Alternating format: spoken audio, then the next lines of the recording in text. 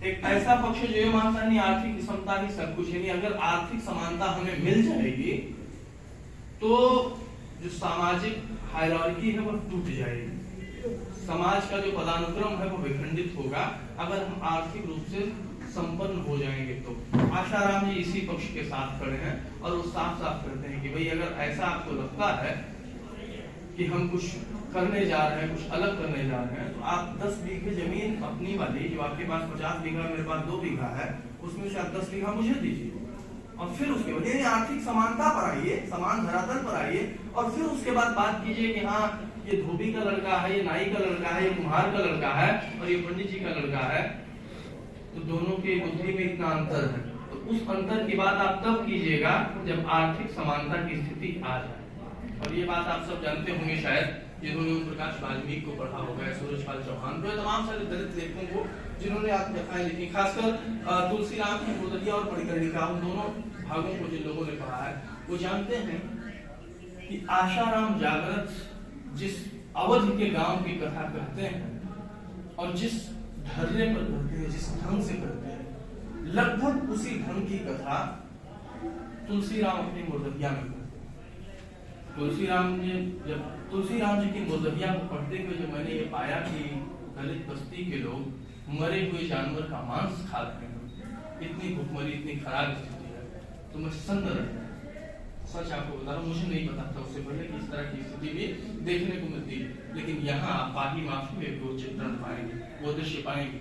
ओम प्रकाश वाल्मीकि की जूठन जो उस नाम से ही उसका पड़ा कि खाने में पत्थर जब फेंक दिया जाता है पूरे पर, तो वहां से जो बचा के एक वह हमारा समाज है, वह हमारा हिंदुस्तान है, आर्थिक विषमता की ये स्थिति, उस स्थिति से उसको निकाल करके जब आप बाहर लाएंगे, एक आर्थिक समानता की जब बात हो जाएगी, तब उसके बाद बात होगी कि आईक्यू लेवल किसका, किसी जाति में जन्म ले लेने मात्र से आईक्यू लेवल बढ़ जाता है या उसके साथ और दूसरी चीजें होती हैं और दूसरी बातें भी होती हैं।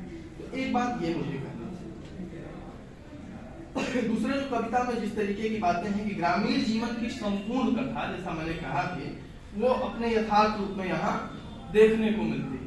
और अभी आपने पाठ किया तो उस पाठ में भी अनेक खंडों में आपने ये दिखाया कि किस तरीके से विविध छवियां गांव की यहाँ देखने को मिल रही है। तीज त्योहार से लेकर के सारा कुछ व्यक्त हुआ है।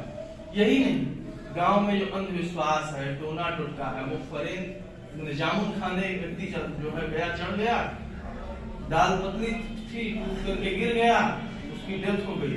गांव वालों ने कहा कि ये कच्ची उम्र में मरे हैं, बताएंगे, और वह भूत कई को पकड़ा। और कोई आम के बाग में गया हुआ है आम खाने, वहां पता चल रहा है कि उसको भूत पकड़ लिया, वो भाग गया। तो तमाम तरह से जो है अरे गांव, मैं ये कह रहा हूँ कि गांव का यथार्थ, तो यथार्थ किसी एक तरह का नहीं कि सिर्फ आर्थिक विषमता को आपने बता दिया, शोषण को बता दिया, तो सिर्फ वही गांव हो गए।